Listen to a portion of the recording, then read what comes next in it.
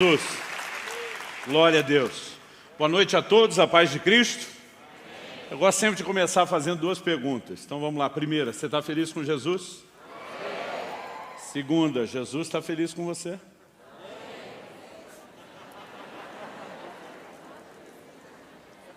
Outro dia um pensou em voz alta. Tem esse outro lado. Falei, tem esse outro lado. Bom, que privilégio poder estar com vocês nessa conferência especial e, em especial, nessa última reunião de encerramento. Sei que Deus tem feito coisas especiais nesses dias e nessa noite não será diferente. Digo isso não só a vocês que estão aqui no presencial, cada um de vocês que nos acompanham pela transmissão, seja em casa, em uma dessas unidades. No reino do Espírito não há distância. E eu tenho certeza que vocês não serão só espectadores, que a mão do Senhor vai se estender sobre a sua vida, sobre cada um de vocês também nos acompanham aí à distância, em nome de Jesus. Bom, antes de compartilhar a palavra, eu queria fazer duas coisas. Em primeiro lugar, expressar meu carinho pelos pastores Paulo, Juliana Mazzoni, toda a equipe que tem feito um trabalho fantástico. Você sabe, meu amigo, que eu rodo esse Brasil todo, literalmente todo, em muitos lugares fora, e para a glória de Deus, vocês são uma igreja referência que nos inspiram, e tem abençoado muita gente. Então, assim, dizer para os outros, sou seu amigo, melhorou meu currículo, uma barbaridade, e eu louvo a Deus pela sua vida. Quero fazer até coraçãozinho para vocês. Vocês realmente são gente comprometida com Deus e que nos inspiram. Segundo lugar, sempre antes de pregar, em todo lugar que eu vou, eu tento encorajar as pessoas a lerem mais.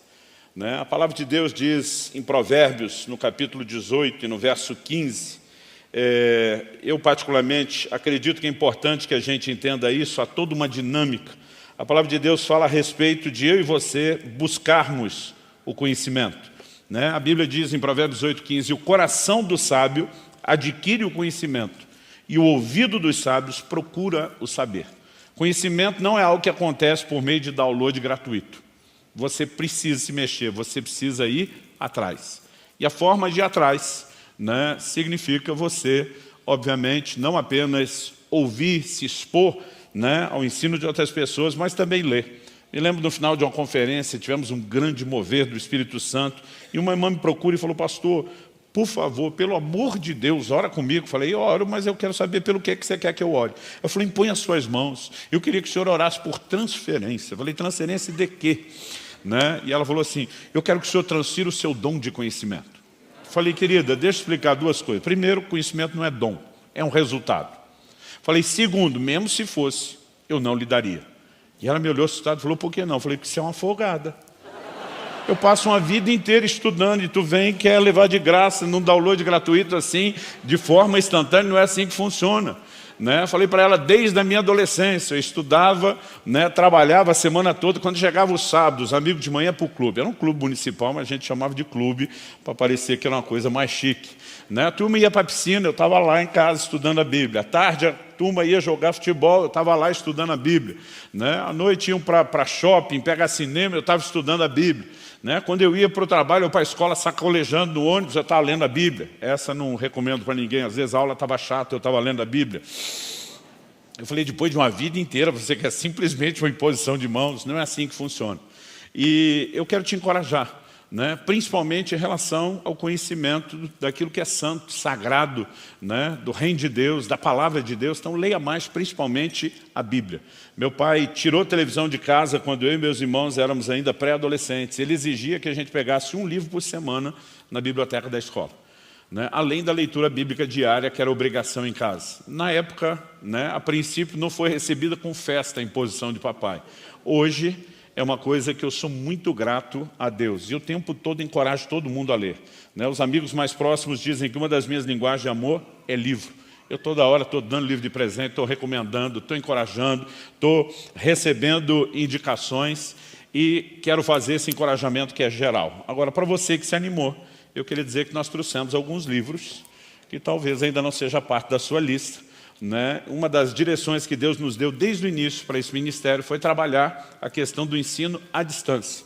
Paulo escreve a Timóteo e diz, a palavra de Deus não está presa. Ele fala isso quando ele estava preso, quando ele não podia se locomover pregando, né? Mas Paulo entendeu e compreendeu algo. Naquele momento, quando ele não podia transpor um espaço geográfico, né, ele recebeu de Deus uma estratégia para, por meio da literatura, vir a transpor não só o espaço geográfico, mas o tempo. E até hoje nós somos abençoados, né, por um camarada que foi usado por Deus para escrever praticamente metade do Novo Testamento. E Deus colocou isso no meu coração. Quando as pessoas perguntam por que o nome desse ministério é Orvalho, eu digo: o Orvalho nós tiramos da Bíblia, o .com nós aumentamos, né? O Deuteronômio 32:2 diz: destile a minha palavra como orvalho. Destilar é o gotejar, é o gota a gota. Ministério de ensino não é algo que você consegue produzir muito resultado em uma reunião, por exemplo. Isaías, falando da parte de Deus, diz assim: a palavra do Senhor lhe será preceito sobre preceito, regra sobre regra, né? E algo que Deus falou no meu coração desde muitos anos atrás foi: promova a continuidade. E uma das nossas ferramentas principais é a literatura. Estava compartilhando com o pastor Paulo hoje que no início de 2019 eu falei para minha esposa: eu vou trabalhar dobrado esse ano. Ela olhou para mim e falou: você já trabalha por 2. Eu falei: então vai ser por 4. E ela ficou me olhando com a cara de por quê? Eu falei: porque em 2020 eu paro.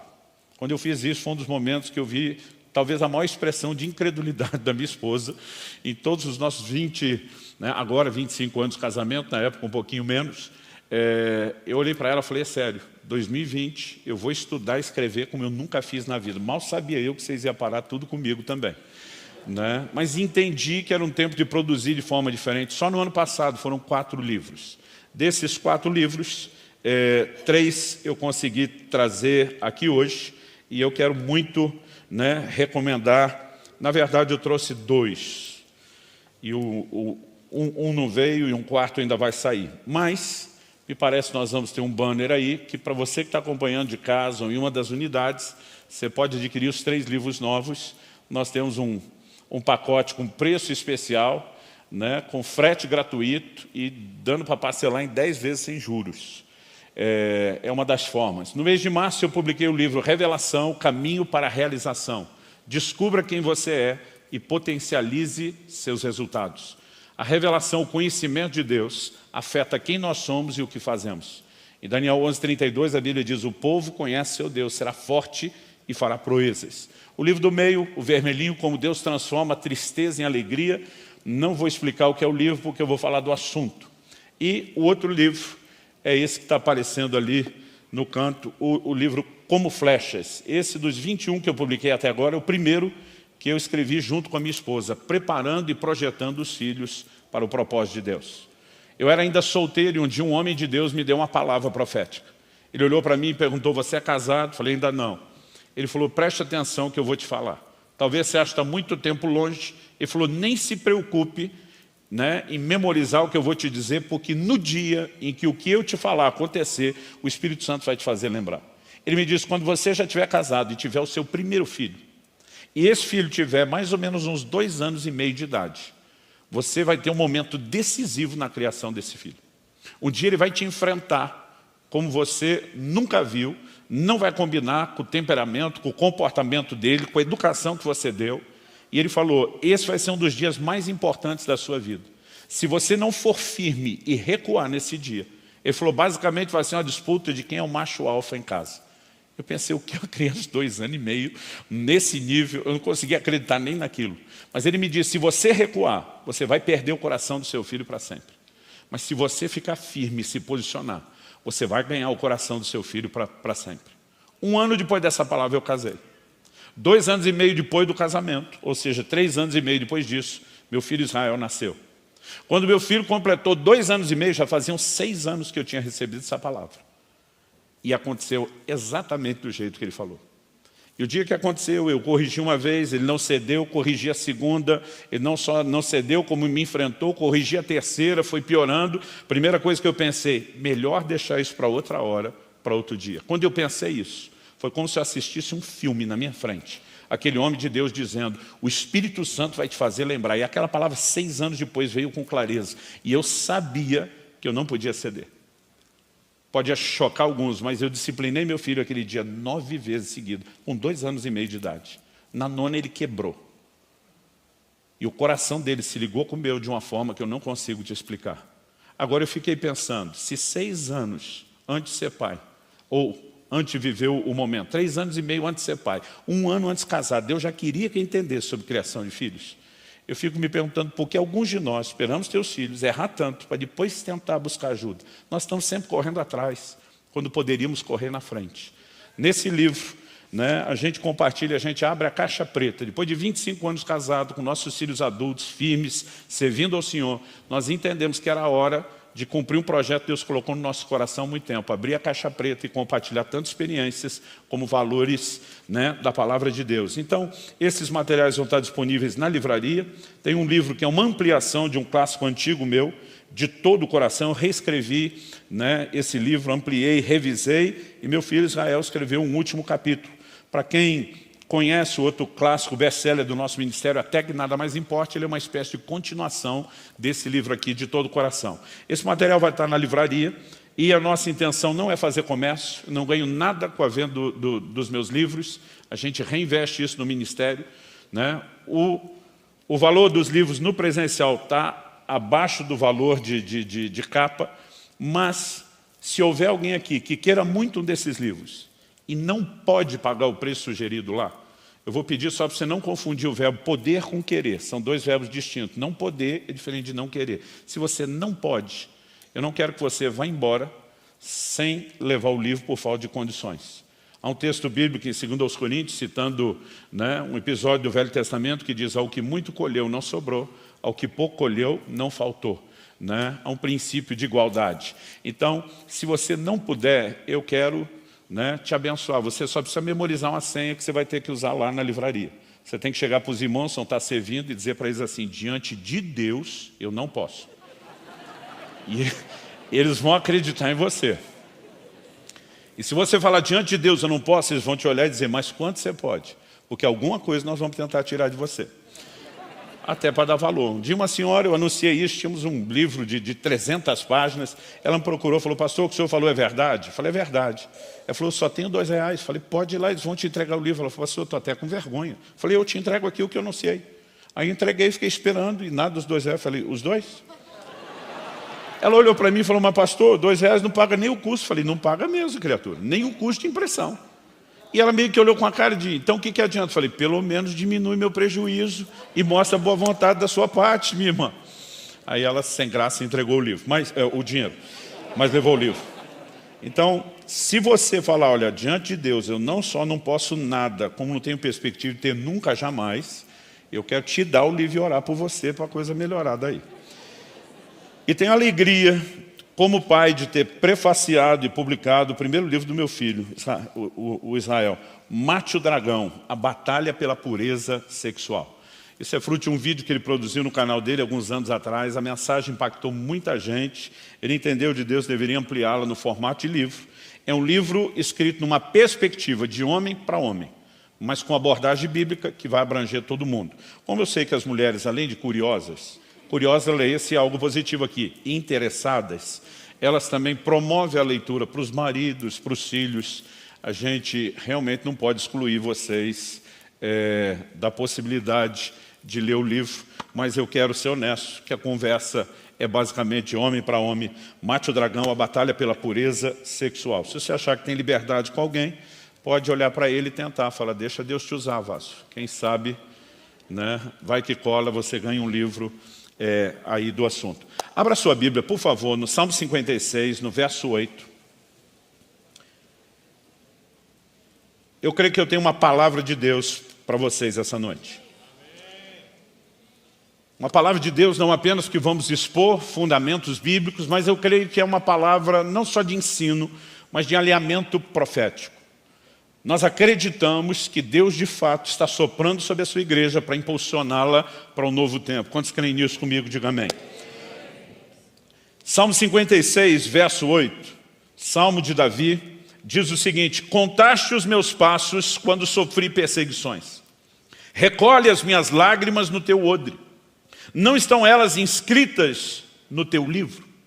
Eu quero tomar essa declaração de Davi, né? Não vou ler o salmo todo. É um salmo que vem num contexto específico de aflições, ele está fugindo de Saul, né? O salmo foi escrito no momento em que ele foi preso em Gate. Nós não temos esse relato bíblico, a não ser, né, um registro histórico anunciando o salmo. Mas eu quero que você pense comigo a partir dele, né, qual é o trilho no qual nós vamos nos mover. Bom, na primeira frase, contaste os meus passos quando sofri perseguições. Algo que eu e você precisamos levar em conta é que Davi não está fazendo uma afirmação literal. Como podemos dizer que ele não está fazendo uma afirmação literal? Em primeiro lugar, Deus não tem a menor necessidade de contar passos. Minha esposa tem um reloginho que conta os passos, né? Todo dia ela quer ter certeza se ela se movimentou o mínimo suficiente para, né, se conservar saudável. Deus não tem a menor necessidade de contar os meus e os seus passos. Ele é onisciente, ele conhece todas as coisas. Ele é presciente, ele conhece tudo de antemão. Todos os passos que você ainda vai dar na vida, ele já sabe. Quando Davi usa a expressão contaste os meus passos, eu tenho certeza que não é literal, é alegórico. É alguém que há muito tempo está fora de casa, fugindo, peregrinando. É uma forma de dizer, o Senhor tem visto não só quão longe eu estou de casa, mas há quanto tempo eu estou fugindo. Em outras palavras, ele está se dirigindo a um Deus do qual ele tem a plena convicção, o Senhor não é indiferente à minha dor, à minha dificuldade e às minhas aflições. Na sequência ele diz, recolhe, algumas versões traduzem isso no passado, recolheste as minhas lágrimas no teu odre. Não estão elas inscritas no teu livro? De novo, eu não acredito que essa afirmação seja literal. Primeiro porque nenhum outro lugar da Bíblia aponta para um odre onde Deus recolha de forma literal as lágrimas e nem tampouco a respeito de um livro com registro das lágrimas. Ao dizer que Deus recolhe as lágrimas no odre, eu acredito que nós temos aqui uma mensagem igualmente alegórica.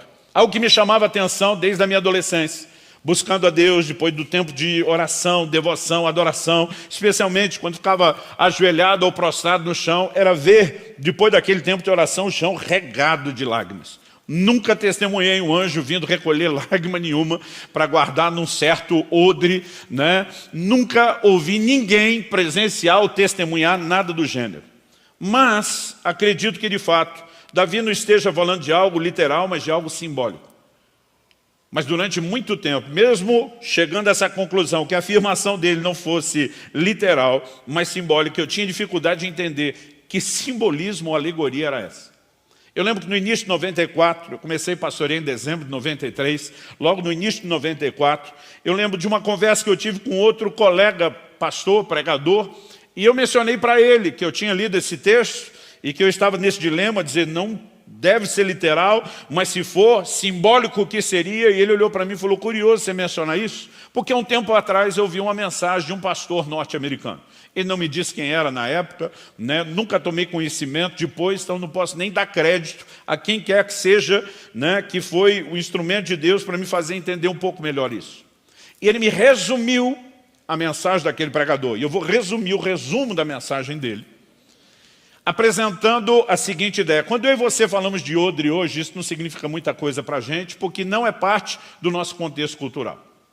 Mas, por exemplo, se eu falar aqui a palavra feijoada, precisa de alguma explicação? Não. Todo mundo sabe o que é. Todo mundo não. Os brasileiros sabem o que é. Um dia eu recebi a visita de um pregador internacional, era a primeira vez dele no Brasil, ele olha para mim e diz o seguinte, eu gostaria muito de comer um prato típico brasileiro. Quando ele falou isso na hora eu disparei, falei, nós vamos te preparar uma feijoada. E ele fez a pergunta que eu nunca imaginei ouvir na minha vida. O que é feijoada? Porque aquilo que era óbvio para nós os brasileiros, por um contexto cultural, não significava nada para ele. E eu tive que explicar ou tentar explicar o que era feijoada. Quanto mais eu explicava que tipo de carne, que parte do porco, né? Mas ele me olhava e dizia, não quero isso não. Eu dizia, não, você não está entendendo, né? Eu mandei preparar mesmo assim, mas ele olhava aquilo de longe, ele olhava para mim e dizia, eu não vou experimentar isso, e até hoje ele não sabe que perdeu o momento profético da visitação de Deus na vida dele. Mas isso me fez pensar e às vezes olhar para a Bíblia, porque muitas vezes os hebreus estavam falando entre eles de assuntos como a gente, os brasileiros, falando de feijoada, e quem está de fora da cultura perde. O que era o odre? O odre era uma espécie de um cantil de couro. Uma bolsa, né, feita com o couro do animal. Era um recipiente para líquidos. Mas na Bíblia inteira você vai encontrar uma menção do odre contendo água. Na Bíblia inteira você vai encontrar uma outra única menção de um odre contendo leite. E todas as outras abundantes e recorrentes menções dizem respeito ao odre contendo vinho.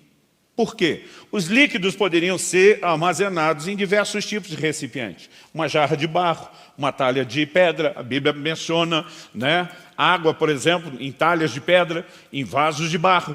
Mas o vinho especificamente era guardado no odre por uma questão muito simples. Quando o suco da uva, né, a uva que foi pisada, espremida no lagar, quando o suco era extraído, ele era colocado naquela bolsa de couro, porque o processo de fermentação que o transformaria em vinho, para que tivesse, de uma certa forma, o que podemos chamar de um controle, ele precisava ser exposto também a uma quantidade limitada de oxigênio. Então, quando eles colocavam o suco dentro da bolsa e fechavam, lacravam aquilo, ao controlar a exposição ao oxigênio, estavam controlando também, por assim dizer, a fermentação. Basicamente, é por isso que a maior parte do tempo, e você vai ver Jesus falando sobre vinho novo, em odres novos, essa conversa que você já sabe, é porque ele estava associado ao vinho. Logo, o que era o odre na mente, no imaginário daquele povo? Um ambiente de transformação, onde o que entrava era o fruto do esmagar das uvas e o que saía depois da transformação era vinho. No Salmo 104, 15, a Bíblia fala do vinho como aquilo que alegra o coração do homem. O vinho na Bíblia é figura de alegria, inclusive um dos símbolos do Espírito Santo. E basicamente o que aquele pregador norte-americano, segundo o resumo do meu amigo, pregou, é que assim como o suco da uva era o fruto do esmagar das uvas, as lágrimas são o fruto do esmagar das aflições da nossa vida. Assim como o suco ia para um ambiente de transformação, Davi está dizendo pelo Espírito que Deus tem a capacidade de pegar nossas lágrimas, fruto da tristeza, daquilo que nos aflige, e também levá-las para um ambiente de transformação. E o resultado final, a semelhança do vinho, no caso do suco, no caso das nossas lágrimas, é alegria. Em outras palavras, né, esse pregador apresentava que o que Davi provavelmente estaria dizendo de forma alegórica, é algo que, embora a gente não possa sustentar com uma exegese honesta só em cima desse texto, é algo que é uma afirmação clara e recorrente em toda a Escritura. Deus transforma a tristeza em alegria. Em Jeremias 31:13, a Bíblia diz, então a virgem se alegrará na dança, juntamente com os jovens e os velhos. Transformarei seu pranto em júbilo e os consolarei, e lhes darei alegria em vez de tristeza. Em João 16:20, Jesus diz, vocês ficarão tristes, mas a tristeza de vocês se transformará em alegria. Nós não podemos negar o poder consolador do Evangelho. Quando Jesus se levanta no seu primeiro sermão público em Nazaré, a cidade onde foi criada, a Bíblia diz que ele abre o rolo do profeta Isaías, o rolo do livro do profeta Isaías, e ele lê, Lucas 4 registra que ele lê um episódio que está registrado em Isaías 61. Eu vou resumir os versículos 1 a 3, que diz o seguinte, o Espírito do Senhor Deus está sobre mim, porque o Senhor me ungiu para pregar boas novas aos pobres, enviou-me a curar os quebrantados de coração. Deixa eu fazer uma pausa aqui. Nós normalmente pensamos só no ministério de cura física de Jesus, mas antes de começar a curar os enfermos, fisicamente falando, Jesus anunciou que ele veio curar os de coração quebrado, ferido, machucado. Ele segue dizendo e declarando, né, a consolar todos os que choram, não alguns, não uma certa quantidade, nem só a maioria, mas ele diz, eu vim consolar todos os que choram. O verso 3 diz, e a pôr sobre os que choram em Sião, uma coroa em vez de cinzas, óleo de alegria em vez de pranto, manto de louvor em vez de espírito angustiado. E depois de ler essa porção, Jesus se posiciona diante do povo e diz, hoje se cumpre esta palavra. Basicamente ele está dizendo, eu sou o cumprimento da promessa de Deus. Eu sou a provisão divina para trazer consolo. Não muito depois disso, no Sermão do Monte, Jesus diz, Mateus 5,4 registra isso, bem-aventurados os que choram, porque serão consolados. Agora, a ideia daquilo que foi registrado por Mateus pode parecer que consolo é só parar de chorar. Mas quando você olha a perspectiva do registro de Lucas, do mesmo Sermão do Monte, em Lucas 6:21 nós lemos, bem-aventurados são vocês que agora choram, porque vocês hão de rir. Em outras palavras, quando você junta as declarações, o consolo não é apenas parar de chorar, mas é a substituição do choro pelo riso, da tristeza por alegria. Essa mensagem é clara nas Escrituras. Nós podemos esperar alegria depois do choro. Salmo 126, 5 e 6 diz: os que com lágrimas semeiam, com júbilo ceifarão. A Bíblia diz: quem sai andando e chorando enquanto semeia, voltará com júbilo, trazendo os seus feixes. Portanto, ainda que a gente possa se colocar e dizer, será que era exatamente essa a intenção de Davi? E eu acredito que só baseado nesse texto seria difícil a gente se posicionar e dizer com toda certeza que era isso que Davi quis comunicar. No entanto, pelo menos esse significado ou essa possibilidade de significado está alinhado com a doutrina bíblica inquestionável. Há um Deus que transforma a tristeza em alegria. E essa é a nossa conversa hoje à noite. No entanto, o tema da minha mensagem hoje é como Deus transforma a tristeza em alegria. Porque eu e você não devemos apenas saber que Deus faz ou quer fazer, mas precisamos entender como isso se processa. No mês de julho do ano passado, eu acordei uma certa manhã e um versículo veio muito forte no meu espírito. Eu não sei como Deus lida e trata com cada um, mas eu já sei pela experiência que quando eu acordo com um versículo, não é a lembrança de algo que eu li no dia anterior ou algumas semanas antes, que eu li em algum livro, que eu ouvi alguém mencionando ou pregando, de repente um versículo vem do nada entre aspas. E não apenas vem, mas como diria o mineiro, garra no meu coração, no meu espírito, não larga de mim. Eu sei que Deus está me chamando para meditar naquilo. E o texto era 2 Reis, capítulo 20, verso 5. Nesse versículo em específico, Deus diz ao profeta Isaías, depois que já tinha se afastado de Ezequias, depois de ter dado um decreto de morte, anunciado que ele tinha que colocar a casa em ordem porque morreria, Isaías nem foi muito longe, e Deus manda Isaías voltar e mudar completamente a mensagem, porque Ezequias, depois de ouvi-la, vira para a parede, ele ora, ele chora. E agora, o capítulo 20, o verso 5 diz: volta e diz Ezequias, príncipe do meu povo, assim diz o Senhor, o Deus de Davi teu pai, eu ouvi a tua oração e vi as tuas lágrimas. Eis que eu te curarei. Ao terceiro dia subirás à casa do Senhor. Essa frase, vi as tuas lágrimas, parecia um letreiro de neon para mim. Ela chamava e muito a minha atenção e aquilo ficou ardendo, ficou em ebulição dentro do meu coração o dia inteiro. Vi as tuas lágrimas, vi as tuas lágrimas. Eu ficava o dia inteiro pensando, meu Deus, o Senhor não é indiferente à nossa dor, o Senhor não é indiferente ao nosso choro, o Senhor não apenas ouve orações, o Senhor vê as lágrimas. Pensa em algo que mexeu comigo, foi esse versículo. No dia seguinte, no entanto, eu acordei com outro versículo no meu espírito. Malaquias 2,13. E aparentemente eu estava diante de uma contradição, porque em Malaquias 2,13 Deus diz, vocês cobrem o meu altar com choro, com gemidos e com lágrimas, e eu, porém, não vos ouço. E minha vontade era para dizer, peraí Deus, ontem o Senhor via as lágrimas, hoje o Senhor está nem aí para elas, o que é que aconteceu de ontem para hoje? Nós sabemos que a Bíblia não se contradiz. Portanto, sempre diante de uma aparente, bota aspas aqui no aparente, diante de uma aparente contradição, o que você tem é um desafio de interpretação. Pela experiência, eu já sabia qual era o jogo. Eu já sabia que Deus estava me propondo um enigma, dizendo, resolva a equação, decifre o mistério. E eu quebrei a cabeça em cima disso. Deus vê as lágrimas ou Deus não vê as lágrimas? Deus se importa com elas ou Ele está nem aí para elas? E eu falei, como a gente resolve isso? E por quase 10 dias eu ficava pensando nisso e falando com todo mundo que estava perto. Fiz uma viagem de carro com a família, de Curitiba para São Paulo, são mais ou menos uns 400 quilômetros. Ia realizar alguns eventos, eram gravações de eventos online, eram os primeiros meses da pandemia. Haveria alguns eventos híbridos e nós preferimos fazer essa viagem de carro. E logo de cara, no caminho, paramos na casa do pastor Eibe, que é meu pastor, também meu consogro, nossos filhos casaram. E nós tivemos um culto com as nossas famílias. E eu lembro que o Eibe falou, você quer compartilhar uma palavra? Eu falei, quero não. A palavra pode compartilhar o senhor, quero compartilhar uma dúvida. Eu preciso que vocês me ajudem. Né? E eu lembro que eu compartilhei aquilo e todo mundo, né, ficava me olhando assim e disse, sabemos explicar isso não.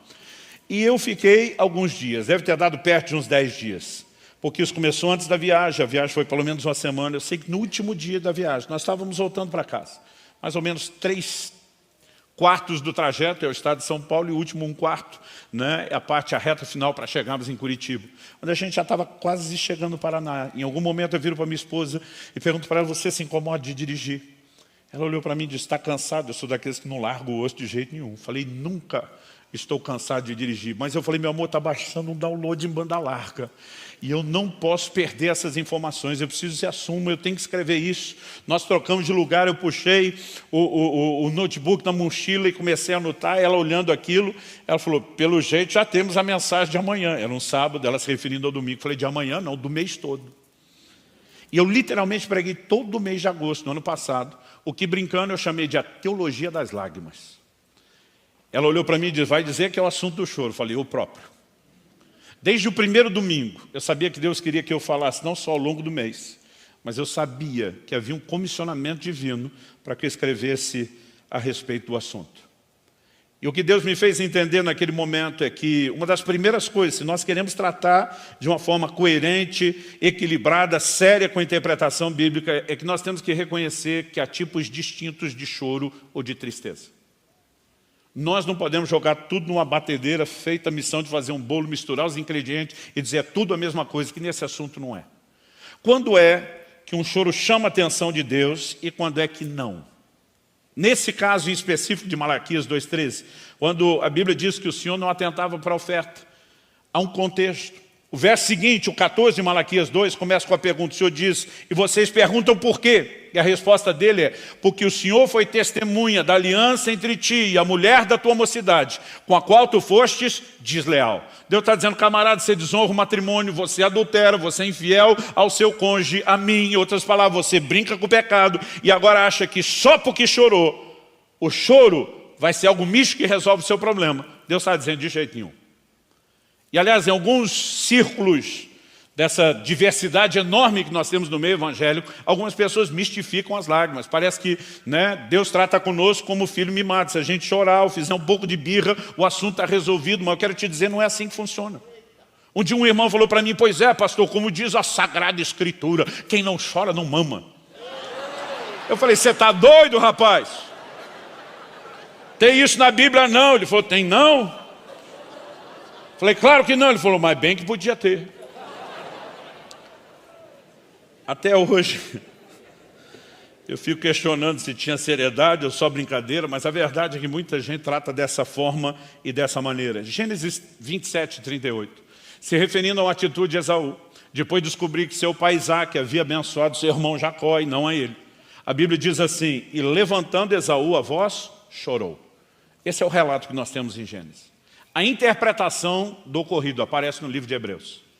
Em Hebreus 12:16, a Bíblia diz que nós não devemos ser devassos ou profanos, como Esaú, que trocou seu direito de primogenitura por um prato de lentilha. E depois de especificar isso, o verso 17 de Hebreus 12 arremata: pois sabeis também que, posteriormente, querendo herdar a bênção, foi rejeitado, pois não achou lugar de arrependimento, embora com lágrimas o tivesse buscado. Todas as vezes que você encontrar na Bíblia Deus referindo-se a alguém que pecou, mas não se arrependeu, não adianta chorar, que isso não leva a nada. Aliás, nós precisamos entender que o choro sem arrependimento, ele normalmente só lamenta a consequência de algo, nunca a essência. Quando Saul recebe a notificação por meio de Samuel de que perdeu o reino, que Deus iria tirar o reino dele, dar lá um homem melhor do que ele, você não vê nenhum sinal de arrependimento. Pelo contrário, quando Samuel vai sair, ele agarra a capa do profeta e diz: você não vai a lugar nenhum, fica do meu lado, me honra. Em outras palavras, o importante é a gente manter a média. Quando Davi é confrontado pelo seu pecado, a atitude dele é bem diferente. Salmo 51, salmo de arrependimento de Davi, né, depois do episódio de Batseba e da morte de Urias. No verso 4 ele diz: contra ti, falando para Deus, e contra ti somente eu pequei. Quando na revolta de Absalão, você vê Davi fugindo do palácio, a atitude dele é de quem está dando perdido para o reino, dizendo: estou virando as costas, quero saber de mais nada disso. Se os seus homens não decidissem lutar por ele, ele mesmo não estava mais decidido a lutar. Mas sabe qual foi o desespero de Davi depois do pecado?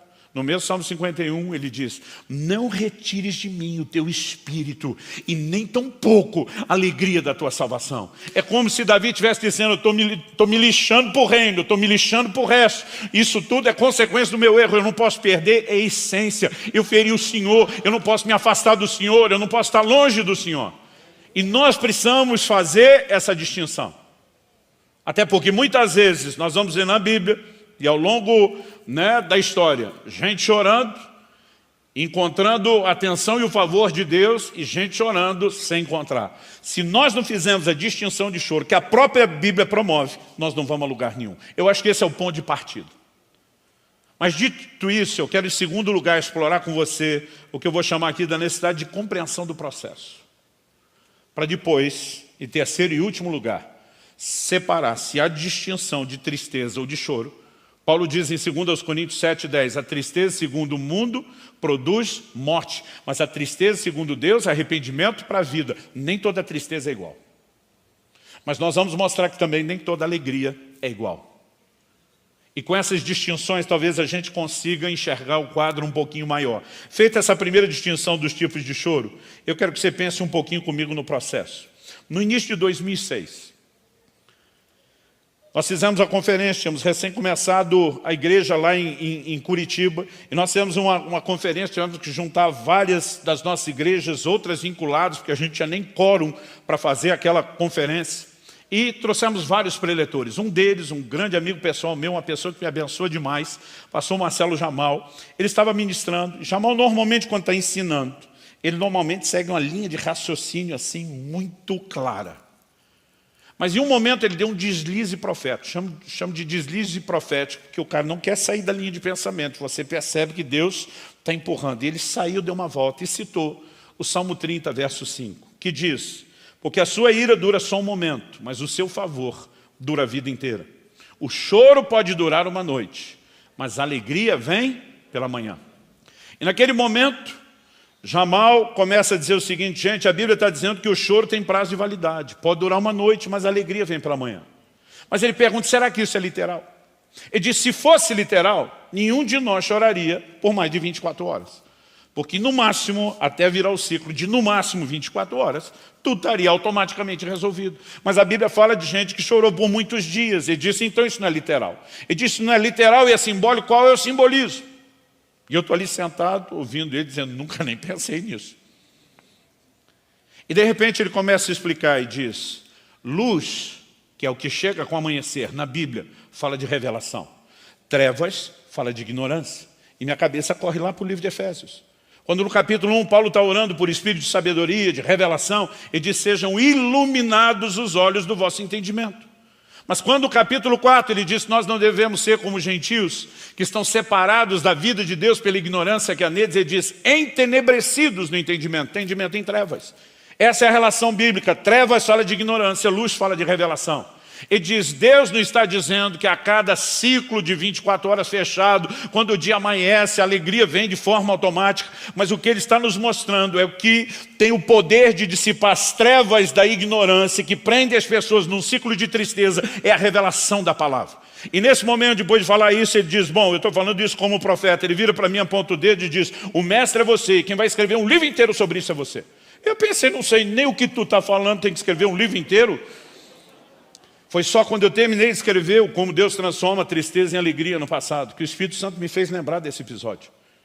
E ele disse, eu quero que você leve luz e comece a me ajudar no trabalho de dissipar as trevas da mente e do coração de muita gente. Meu querido, deixa eu te dizer, nós estamos vivendo um momento significativo na história da igreja. Nós não podemos nos dobrar diante do que quer que seja, que já tenha vindo ou que venha pela frente. Alguém me perguntou, pastor, se eu escrever esse livro por causa da pandemia? Eu falei, gente, essas coisas estavam na Bíblia antes da pandemia e vão continuar lá depois, porque nós vamos precisar depois também. Eu falei, é lógico que foi uma boa oportunidade de resgatar esse ensino, mas não foi por causa disso. E algo que eu comecei a entender quando falamos a respeito de processo. Por que é que o choro, que é o choro de alguém que está lamentando a consequência, mas não se arrependeu do pecado, não vai ser atendido? Gente, como que a dor, a tristeza e o sofrimento entraram no mundo? Pelo pecado.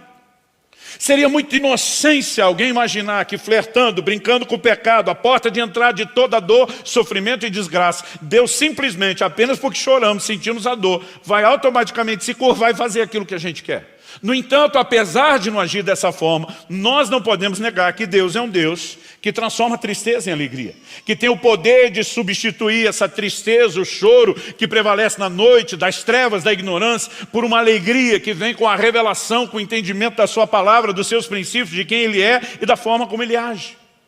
Então, algo que eu e você precisamos entender é que o choro na vida do crente não tem que ser necessariamente um ato de conformação com a derrota, com a perda, só como quem lamenta e diz, infelizmente não podemos fazer nada. Quando Ezequias chorou, ele não chora apenas o fato de que a situação não vai mudar. Ele chora a sua limitação. Ele está dizendo para Deus, eu não posso fazer nada. Mas ele diz, o Senhor sabe que eu tenho andado diante de Ti, com integridade de coração. E ele se posiciona como quem diz, eu não posso, mas o Senhor pode.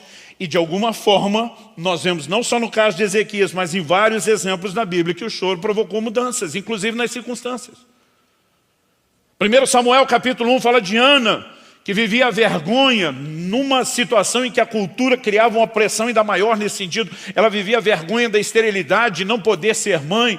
Ela chorando diante de Deus, e ela sai com o que nós podemos classificar de uma palavra profética de Eli, que o Senhor conceda a petição que fizeste. E não só Samuel vem nascer de forma milagrosa, mas ela teve vários outros filhos. Nós podemos citar 1 Samuel capítulo 30, quando Davi e os seus homens tentam sair numa campanha militar com os reis dos filisteus, onde Davi foi buscar abrigo enquanto fugia de Saul. Os demais reis não aceitam a presença de Davi, pensam, é o melhor momento para ele tentar conquistar o favor de Saul, se virando contra nós, dispensa. Quando Davi e os seus homens vão embora, chegam em casa, vão acabar em algum momento descobrindo que aquela dispensa militar foi providencial. Os amalequitas haviam destruído a cidade de Ziclag, onde eles moravam. A cidade estava queimada a fogo, mulheres, crianças, os bens, todos tinham sido levados cativos. A Bíblia diz em 1 Samuel 34 que Davi e os seus homens choraram até não ter mais forças para chorar. Tem gente que para de chorar porque foi consolado. A Bíblia diz que eles pararam de chorar porque não aguentavam mais continuar chorando, não tinha força para continuar chorando. Só quando a coisa parecia que não podia piorar, os homens de Davi, amargurados, agora começam a olhar para ele. E é algo que todo mundo que aceita o chamado de Deus para liderança precisa entender que a culpa sempre é do líder. Se todo mundo está junto em algo e deu certo, crédito de todo mundo. Se todo mundo está junto em algo e deu errado, a culpa é do líder. E a Bíblia diz que começaram a falar em apedrejar Davi. Nesse momento, Davi foi empurrado para a fonte de consolo. E 1 Samuel 36 diz, Davi, porém, se fortaleceu no Senhor seu Deus. Algo que nós precisamos entender é que chorar é parte da nossa vida. Eu queria aqui te dizer que não é, mas é. Quando Romanos 12:15 diz chorar, é com os que choram, alegrai-vos com os que se alegram. Não está dizendo que tem um grupo de gente que só vive chorando e um que só vive rindo. A vida é cíclica. Tem momentos que as mesmas pessoas estavam chorando, daqui a pouco vão estar rindo, mas tem momentos que os que estavam rindo vão estar chorando. Em setembro do ano passado, Kelly e eu tivemos uma das maiores alegrias da nossa vida, entramos na adolescência. Fiquei, como diz uns amigos nordestinos meu, abestado. Mandei fazer uma camiseta. Você não manda em mim, você não é minha neta. Olha, penso num negócio extraordinário. Foi muita alegria. Mas num período de 10 dias, meu sogro, pai da Kelly, faleceu. A tristeza de um episódio não tirou a alegria do outro, mas a alegria de um episódio não tirou a tristeza do outro. Em 10 dias, nós somos aos extremos dos dois sentimentos. Porque a vida é cíclica. E até que nosso Senhor retorne e a redenção seja plenamente consumada, eu e você não podemos fantasiar que vamos viver sem problemas. Aliás, se tem algo que é uma promessa para mim e para você, está lá em João 16:33, Jesus diz, no mundo tereis aflições. Eu nunca vi um crente acordar pela manhã e dizer, Deus, o Senhor tem um compromisso com a sua palavra, o Senhor prometeu aflições, eu estou aqui reivindicando minha cota de aflições. Não tem, essa é a promessa que o crente não reivindica. Outro dia um falou para mim, não, pastor, essa você não precisa nem crer, ela cumpre sozinha. Mas o mesmo Deus que disse que a gente teria problema, não mandou a gente se conformar numa mentalidade negativa e diz, mas tende bom ânimo, eu venci o mundo. Meu amigo, eu e você podemos enfrentar o que for, há uma forma sobrenatural de se viver, onde as circunstâncias não controlam as nossas emoções. Isso é algo que eu e você precisamos entender. Então nós podemos dizer que muitas vezes o choro de alguns os levou a experimentar mudança. Porque seja Davi, seja Samuel, ou Ana em relação a Samuel, seja o rei Ezequias, eles estavam ao chorar comunicando diante de Deus uma linguagem de fé, de confiança, de dependência.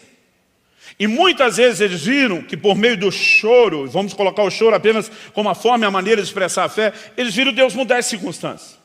Mas eu queria estar aqui dizendo para você que essas são as únicas mudanças que as lágrimas podem provocar quando eu e você choramos diante do Senhor, que as circunstâncias sempre vão ser mudadas. Mas não seria honesto, olhando as Escrituras e no dia a dia dizer isso. Que nós vamos ver mudança circunstancial, é certo. No Salmo 126, versos 1 e 2, um período que remonta ao cativeiro, ao pós-cativeiro babilônico, o salmista diz, quando o Senhor restaurou a sorte de Sião, ficamos como quem sonha. Então a nossa boca se encheu de riso e a nossa língua de júbilo. Há momentos que Deus vai mudar as circunstâncias e porque mudou aquilo que nos entristecia, automaticamente haverá uma resposta de alegria e de gozo. Mas dizer que essa é a única dinâmica de ação de Deus não é justo com as Escrituras. Talvez o melhor exemplo a ser dado diga respeito a Jesus. Quando Jesus está no jardim do Getsemane e ora, Pai, se possível, passa de mim esse cálice. Tem muita gente que não para pensar o que significa essa frase. E tem gente que para pensar, mas não entende. Porque essa, pelo menos, é uma das perguntas que eu mais ouvi na minha vida, no meu ministério pastoral. O que significa passa de mim esse cálice? No ensino de Jesus, cálice significa sofrimento. Ele está antes da sua morte, agonizando de forma antecipada e dizendo, se possível, passe de mim o sofrimento. Ele está dizendo, se tiver um plano B, quem explica exatamente o que aconteceu no Getsemane é o livro de Hebreus. Hebreus capítulo 5, do versículo 7 ao 9 diz assim, ele, Jesus, nos dias da sua carne, esse nos dias da sua carne é uma ênfase à sua humanidade. Ele, Jesus, nos dias da sua carne, tendo oferecido com forte clamor e lágrimas, deixa eu fazer uma pausa aqui. Tem gente que acha que Jesus chorou uma única vez, lá em João 11, antes de ressuscitar Lázaro. A Bíblia diz que ele chora sobre Jerusalém, ele chora no Getsemane, mas aqui nós temos alguém que a Bíblia está dizendo que ele ofereceu com forte clamor e lágrimas, orações e súplicas a quem o podia livrar da morte. É óbvio qual era o motivo da oração. Entenda que Jesus como homem, o texto diz assim, e tendo sido ouvido por causa da sua piedade, embora sendo filho, aprendeu a obediência pelas coisas que sofreu, e tendo sido aperfeiçoado, tornou-se o autor da salvação eterna para todos os que lhe obedecem. Eu lembro da primeira vez que esse texto chamou a minha atenção na adolescência. Foi quando eu comecei a ler a Bíblia mais a sério.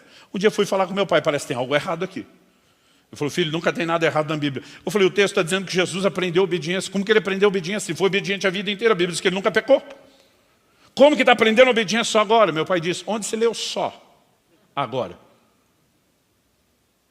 Quando você lê o que Paulo diz em Filipenses 2, subsistindo na forma de Deus, não teve o ser igual a Deus como algo ao qual deveria se aprender, mas esvaziou-se de si mesmo, assumiu a forma humana e como homem foi obediente até a morte. E morte cruza a frase obediente até a morte, está falando do último nível da obediência. Aqui o texto não está dizendo que Jesus aprendeu os primeiros níveis, está dizendo que ele alcançou a mais alta, vamos dizer assim, o último grau de aprendizado de obediência. Ele, como homem, aprendeu a obediência. O texto diz que ele foi aperfeiçoado. E o que é que nós concluímos? Que mesmo Jesus, o Filho de Deus, oferecendo clamor com lágrimas, tendo sido ouvido pela sua piedade, Deus não mudou as suas circunstâncias. Mas algo que eu descobri que as lágrimas sempre podem provocar mudança. Se não houver mudança do lado de fora, vai ter mudança do lado de dentro. Se Deus não mudar a circunstância, Ele nos muda em meio às circunstâncias, mas nós sempre podemos esperar mudança. Ou seja, a intervenção divina pode ser tanto do lado de fora como do lado de dentro. Que Deus muda a circunstância é fato, nós sabemos. Eu citei antes, vou repetir. João 16, 20, Jesus está falando da sua morte. E diz, em verdade lhes digo que vocês vão chorar e se lamentar, mas o mundo se alegrará. Ele diz, vocês ficarão tristes, mas a tristeza de vocês se transformará em alegria. Aqui ele está falando de mudança circunstancial. Jesus está dizendo, enquanto eu estiver morto, o mundo vai fazer festa, vocês estão chorando. Mas Jesus diz, a situação não vai ficar da mesma forma. Em 3 dias eu mudo isso. Em 3 dias, ele está falando de forma ainda encoberta, implícita, ele diz, eu vou ressuscitar. E quando as circunstâncias mudarem, o que entristecia vocês desapareceu, foi substituído por uma outra circunstância que vai alegrar vocês. Então, existe essa ação divina que muda a tristeza e a alegria por meio de mudança circunstancial? Claro que sim, não estou aqui para negá-la. Mas dizer, se nós formos honestos com as Escrituras, não é a única maneira que Deus age. E aí nós temos que ir para o clássico cântico profético de Abacuque. Abacuque 3, de 17 a 19, onde ele diz, ainda que a figueira não floresça, que não haja fruto na vide, que o produto da oliveira minta, que os campos não produzam mantimento, que o rebanho seja exterminado da malhada, que nos currais não haja gado. Deixa eu fazer uma pausa. Numa época em que toda a economia dependia da agropecuária. Ou seja, em definições atuais, ele estava dizendo, ainda que a casa caia, que o circo pegue fogo, ou como dizia a geração de meus pais, que tudo vá para o beleléu. Ele diz, todavia, eu me alegrarei no Senhor, exultarei no Deus, na minha salvação. Ele faz os meus pés como os da coça, Ele me faz andar nos meus lugares altos. A verdade é que eu e você não dependemos das circunstâncias para viver alegria. E nós precisamos parar de acreditar nessa mutação do Evangelho, nesse Evangelho transgênico, eu tenho chamado isso, que ultimamente está ficando cada vez mais antropocêntrico. Parece que o Evangelho é apenas uma proposta de uma melhoria de vida terrena. Gente, quando você começa a considerar a maneira como o Evangelho vem sendo pregado década após décadas para as novas gerações, é como se Deus apenas tivesse que melhorar a nossa qualidade de vida terrena. Nós perdemos o conceito e a importância daquilo que é eterno. Paulo, em 1 Coríntios 15, disse, é só para essa vida que esperamos em Cristo. Nós somos de todos os homens os mais dignos de lástima.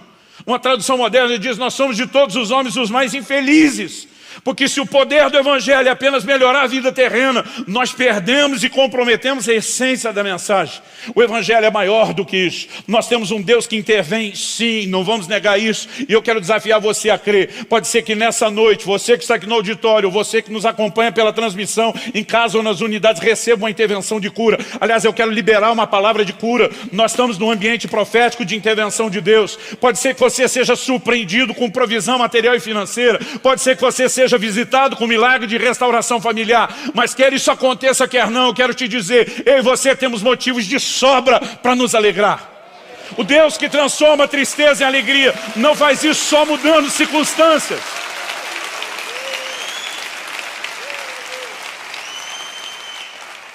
Então vamos para o terceiro e último tópico aqui, a fonte da verdadeira alegria. Se por um lado há tipos distintos de tristeza, por outro nós temos que reconhecer que há tipos distintos de alegria. Em João 15, 11, Jesus diz, tenho-lhes dito essas coisas, para que a minha alegria esteja em vocês. E ele diz, e a alegria de vocês seja completa. Aqui está falando de dois tipos de alegria. Minha alegria e a alegria de vocês. Ele está dizendo, a alegria de vocês sem a minha nunca será completa. O que significa isso? Quando você vai lá para o Éden, para o começo de tudo, Deus, quando cria Adão, antes da queda, antes do pecado, o homem está em perfeita comunhão com Deus. Está tudo maravilhoso no plano espiritual. Mas Deus olha para o abençoado Adão e diz, não é bom que o homem esteja só. O que ele está dizendo, cara, você pode ter plena conexão comigo, mas eu quero te dar outras alegrias que não são necessariamente espirituais. Quando Deus diz que o homem estava só, não é apenas só no sentido de sozinho, mas também de solidão, necessidade de convívio com o semelhante. E Deus decidiu abençoar o homem com a sua esposa. Mas não parou aí nas alegrias naturais. Deus disse para o homem, você pode comer de todas as árvores do jardim, menos uma.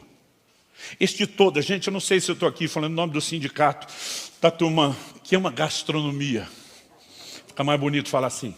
Mas Deus podia ter feito uma única árvore com uma única fruta que contivesse todos os nutrientes necessários. E a gente, o resto da vida, ia comer a mesma fruta, com a mesma cor, com o mesmo cheiro, com o mesmo sabor, sem nenhuma estação. Mas não. O bom Deus disse, eu vou caprichar. Fez uma diversidade, todo tipo de cor, de cheiro, frutas sazonais. Tem coisa que você diz, passou, agora só ano que vem, você fica esperando. Deus, em todos os sentidos, deu ao homem diversas alegrias. A alegria que eu e Kelly tivemos ano passado, nos tornarmos avós. Eu descobri que qualquer avô, ainda que seja um ímpio que não tema Deus, vai ter esse tipo de alegria. Talvez ele não tenha a noção de gratidão, a consciência de bênção geracional que nós temos, mas vai ter alegria. Existem alegrias naturais, mas o que Jesus está dizendo, a sua alegria, sem a minha, nunca vai ser completa. Porque plenitude e alegria reside num único lugar. A palavra de Deus diz no Salmo 16, 11, na presença do Senhor, a plenitude de alegria. Então Deus disse para o homem, eu quero que você tenha a mim, a plena alegria, vou te deixar ter outras alegrias. O problema é quando entra o pecado. O pecado eu classifico como uma falsa e temporária alegria. É falsa porque é só uma isca, é uma alegria temporária. Se não tivesse alegria nenhuma, ninguém pecava. O problema é que a gente descobre que a conta é cara depois. No momento parece bom. E o problema desse tipo de alegria é que ela não é uma alegria adicional ou complementar, ela nos rouba da conexão com aquele que é a fonte da verdadeira alegria. É por isso que nós precisamos entender que quando o homem está em pecado, sem arrependimento, Deus olha e diz, não posso te dar alegria nenhuma, é impossível. Você desconectou da fonte da verdadeira alegria, e aí só tem um jeito de arrumar. Tiago, capítulo 4, faz uma afirmação que parece até contraditória com o que estamos ensinando. E diz, converta-se a vossa alegria em tristeza e o vosso gozo em pranto. Eu lembro do dia que eu li isso, falei, peraí Deus, não é a tristeza que vira alegria, o Senhor está mandando a alegria virar pecado? Alegria virar tristeza? O contexto é sempre pecado. Tiago 4 começa dizendo lá no verso 8, purificai as mãos, pecadores. Aí quando ele diz, converta a vossa alegria, está falando da falsa alegria, diz, para Deus arrumar a sua vida, você tem que pegar a falsa alegria do pecado, jogar fora. Pegar a tristeza segundo Deus, que conduz ao arrependimento. Para então, com essa, Deus poder transformar a tristeza na verdadeira alegria, que com aquela falsa nunca poderia entrar. Há uma linha de raciocínio muito clara na Escritura. E quando nós entendemos isso, nós precisamos resgatar aquilo que tem sido a essência do Evangelho desde o início. A verdade é, querido, que nós somos um povo privilegiado, que pode ver mover de Deus, intervenções, milagres, mas nós precisamos viver num lugar que, independentemente dessas coisas acontecerem ou não, a nossa alegria procede do Senhor. Em Filipenses 4,11, Paulo diz, digo isso, não porque esteja necessitado, porque aprendi a viver contente em toda e qualquer situação. Em primeiro lugar, diz aprendi, isso não é algo automático. Não é porque um dia você foi à frente no apelo, ergueu a mão, entregou a vida a Jesus, pum, é automático, não. Isso se aprende. Requer compreensão das Escrituras, desenvolvimento de maturidade espiritual. Mas ele diz, aprendi a viver contente em toda e qualquer situação, ou seja, as circunstâncias não precisam ditar o nosso humor. A nossa alegria não deveria depender se as circunstâncias são favoráveis ou não. Billy Sunday, um evangelista conhecido norte-americano, que já está com o Senhor, ele dizia, se não existe alegria no seu cristianismo, você deve estar com vazamento em algum lugar. Porque algo que eu e você devemos descobrir em Deus é uma dimensão de alegria. Vamos continuar, Filipenses 4, eu li 11. No 12, Paulo diz, eu sei o que é passar necessidade e sei também o que é ter abundância. Aprendi o segredo de toda e qualquer circunstância, tanto de estar alimentado como de ter fome, tanto de ter abundância como de passar necessidade. Paulo aprendeu o segredo, fala logo qual é. Verso 13, tudo posso naquele que me fortalece. A gente lê tudo posso como se fosse posso realizar. Paulo está dizendo eu posso aguentar. Eu posso enfrentar o momento bom e o momento ruim. Eu posso enfrentar provisão e necessidade. Ele está dizendo, minha força não vem disso. Eu posso tudo naquele que me fortalece. Minha força vem de Deus. Então as circunstâncias não me atropelam. Eu que atropelo elas.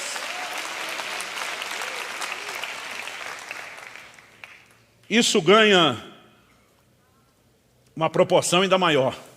Se você pensar quem é o cara que está falando isso. Me permita ler um pedacinho de uma declaração de Paulo em 2 aos Coríntios 11. Eu vou ler do 23 a 28.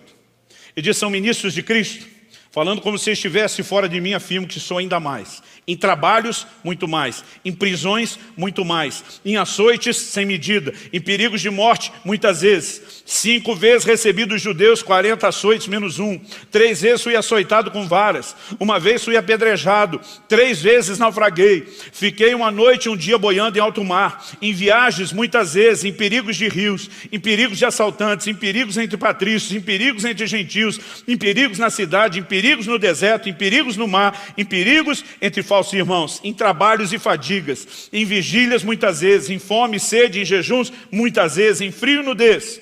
E não bastasse essa lista terrível, ele diz, e além das coisas exteriores, ainda pesa sobre mim diariamente a preocupação de todas as igrejas. Um dia um cara falou para mim, eu queria ser como Paulo. Eu falei, tem certeza? Agora, você vê o camarada pegar uma lista dessa, medonha, assustadora, E você vê ele dizendo em Romanos 8,18, as aflições do tempo presente não podem se comparar com a glória que em nós há de ser manifesta. Você vê o mesmo cara dizendo em 2 Coríntios 4,17, a leve e momentânea tribulação. Você diz, Paulo, Paulo, leve, porque ele está pensando numa ilustração, a balança romana. Ele diz, do outro lado tem peso de glória, e aqui é tanta glória que esse prato é que desce, o da tribulação sobe, isso não compara com aquele. Meu querido, eu e você precisamos parar de pensar só no que é terreno e começar a pensar no que é eterno. Os discípulos voltam empolgados depois que Jesus enviou a pregar o evangelho, estão vendo os enfermos ser curados, os demônios se sujeitarem ao nome de Jesus, e eles voltam fazendo festa. Senhor, no teu nome os demônios submetem. Jesus olha para eles e diz, alegrai-vos antes, porque os vossos nomes estão escritos no livro da vida do Cordeiro. Pensa comigo, Jesus não está dizendo que nós não vamos nos alegrar com o mover de Deus na terra, mas está dizendo muito mais do que a empolgação do que Deus faz aqui. Eu e você precisamos nos empolgar com a salvação eterna. A declaração de Davi, não retires de mim o teu espírito e nem tampouco a alegria da salvação. Naquela época o conceito de salvação não era a salvação espiritual que nós temos hoje, mas pelo Espírito de Deus. Ele já falava de algo que eu e você precisamos entender. Jesus define a alegria da salvação. E daí que tem pandemia do lado de fora. O meu e o seu nome está escrito no livro da vida do Cordeiro. Como que um crente que entende o sacrifício de Jesus, a obra eterna de Cristo, aquilo que lhe aguarda, entra no culto e diz para Deus, não consigo te louvar porque minha empresa não está bem. Que evangelho é esse, gente, que tem nos transformado na mulher de Jó? Que quando as coisas não estão do jeito que a gente quer, a gente vira e diz, amaldiçoe seu Deus e morre. Jó vira para a mulher e fala o que muito marido já quis falar para a sua. Ele diz, você fala como uma louca. Esse mesmo cara vai dizer ainda que ele me mate, eu louvarei. Sabe o que ele está dizendo? Eu posso não estar entendendo nada. Pode parecer que ele quer acabar comigo, mas deixa eu dizer uma coisa, a fé se apoia no caráter de Deus. É por isso que ele diz, eu sei que o meu Redentor vive e que ele há de se levantar sobre a terra. É uma declaração parecida com a de Paulo. Escrevendo a Timóteo, ele diz, eu sei em quem tenho crido. Em quem? Não é no que. Nós não estamos crendo numa coisa, nós cremos numa pessoa acima de qualquer suspeita. E eu e você precisamos confiar. Confiar, não importa se a gente não entende, não importa se está doendo. Há uma fonte de força, há uma fonte de consolo. E se eu e você voltarmos a viver o evangelho do qual nunca deveríamos ser nos afastados, nós vamos ser luz para essa humanidade.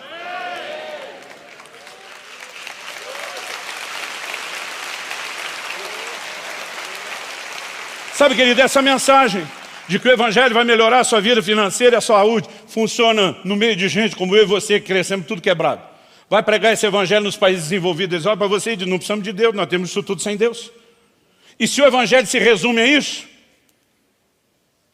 nós não temos mais nada para oferecer para essa gente. Agora o evangelho também faz isso, mas essas mudanças são seu efeito colateral, são mera consequência, nunca foram a essência. Nós precisamos voltar a dizer às pessoas, o pecado é a causa de todo problema.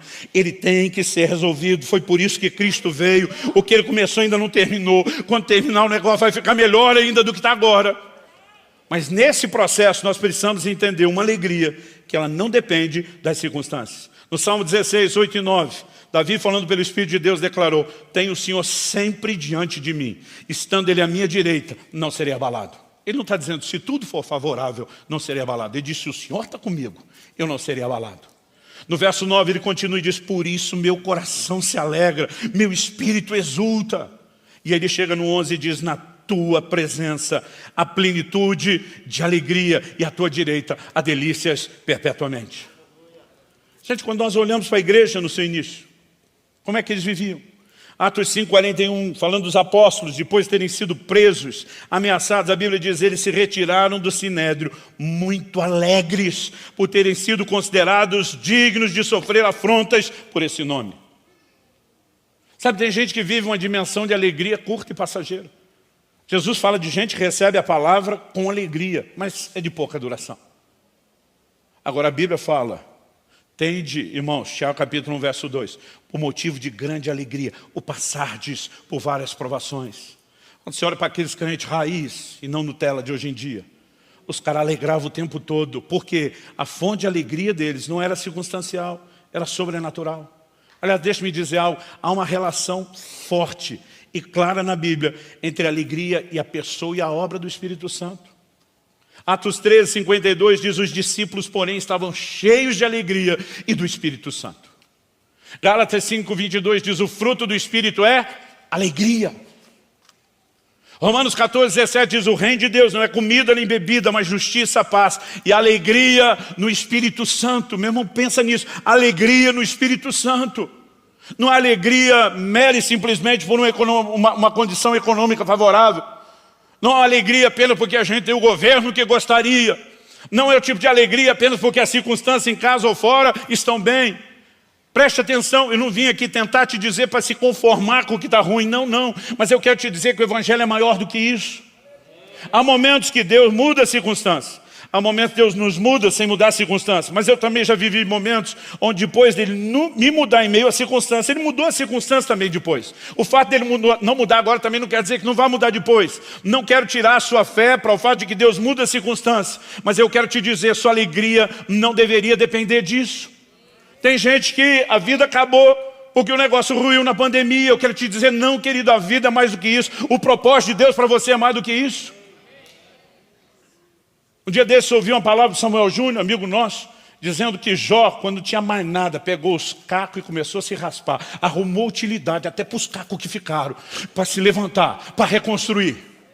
E pensa num cara que viveu restituição da parte de Deus. Eu e você podemos viver algo diferenciado, porque nós temos uma fonte sobrenatural de alegria. Mas o meu versículo predileto da relação entre alegria e o Espírito Santo está em Hebreus 1,9, diz: Deus, o teu Deus, te ungiu com óleo de alegria, como a nenhum dos teus companheiros. Óleo de alegria. Há uma unção de alegria. Aliás, não foi a respeito disso que Jesus falou, lendo o livro do profeta Isaías. Ele diz: eu vim consolar todos os que choram. Ele diz: pôr sobre os que choram em Sião uma coroa em vez de cinzas, óleo de alegria em vez de espírito, óleo de alegria em vez de pranto, manto de louvor em vez de espírito angustiado. Há um óleo de alegria. Talvez tenha sido mais fácil para entender isso. Eu ainda era solteiro, não me lembro exatamente a idade que eu tinha, mas acredito que devia ter em torno dos 18 anos de idade. Ainda morava na casa dos meus pais. E eu me lembro de uma situação que me chateou assim profundamente. Hoje, mais de 30 anos depois, com maturidade, provavelmente não teria me deixado ser tão abalado por aquela circunstância, mas na época foi doído. E como todo jovem, eu estava ainda naquela fase dramática, que tudo parece que dói mais do que está doendo. E foi um bom momento de choração. Não chamo nem de oração, é choração. É quando você só vai resmungar com Deus, reclamar, dizer que parece que Ele não está vendo, que Ele não está sendo um bom Deus, que a gente tem que ensinar Ele a fazer o trabalho dEle. Né? E eu estou lá. O problema é que eu permaneci demais naquele lugar de oração. E penso numa coisa perigosa. E à medida que eu fui me intensificando na oração, alguém lá no céu resolveu apertar o botão que ativa o modo glória. Meu amigo, eu não tenho palavras para explicar o que aconteceu. Eu fui atropelado pela glória de Deus. A única forma que eu tenho de tentar achar uma ilustração natural para o que aconteceu espiritualmente, quando eu era pré-adolescente, eu lembro de uma ocasião que eu fui para o litoral de São Paulo, estava com um primo na praia, não me lembro agora se a gente estava em Caraguatatuba ou Ubatuba, uma das duas, eu acho que foi Caraguá. E o mar estava de ressaca, ondas de quase 2 metros de altura, eu nunca tinha visto aquilo.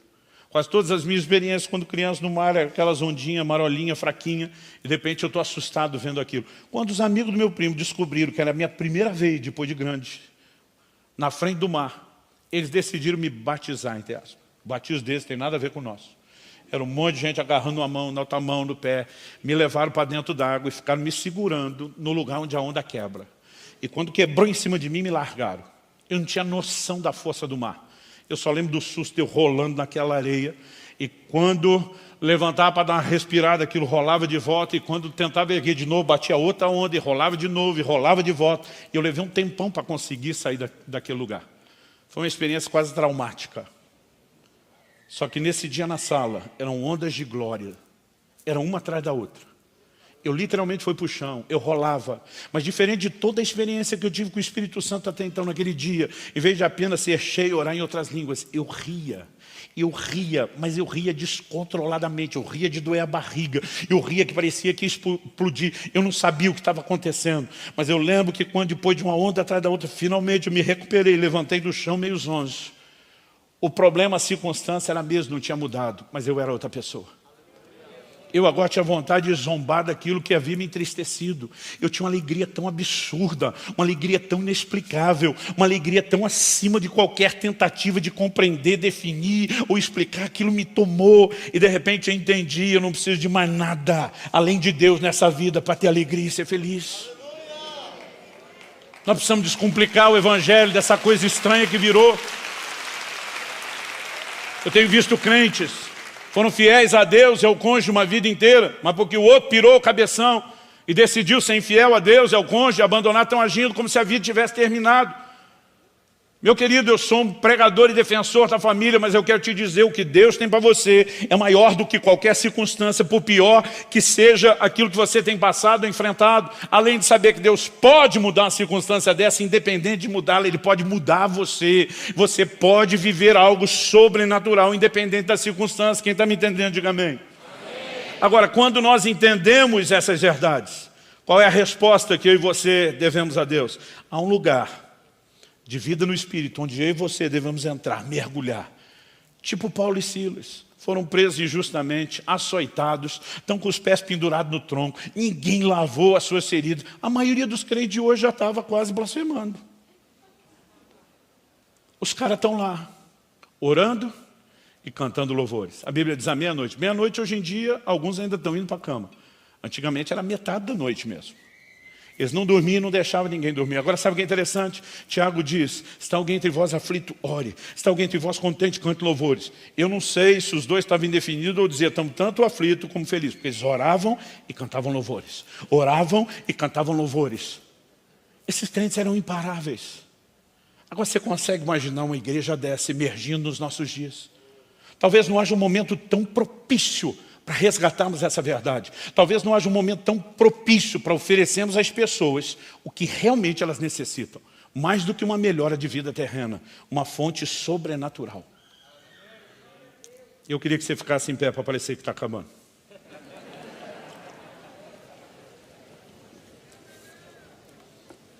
Agora olhe para cá um instante.